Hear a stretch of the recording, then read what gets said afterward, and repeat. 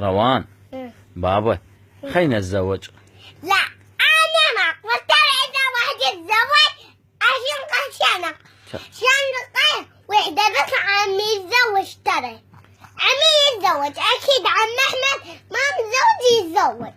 انا خلينا نتزوج. انت بقى متزوجت هم تزوجت. انت 3 اخوانك تزوجوا وانت هم تزوجت ويا اخوانك. يعني ما تقبلين نتزوج؟ اي ما تقبل. ليش عيني؟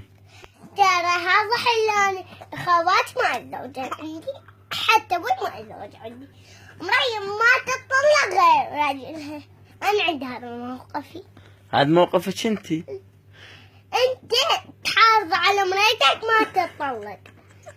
خليها عفوا في حالها. تعال تبكي النهار تخابر وتدق وانت ما ترد. خلينا نتزوج.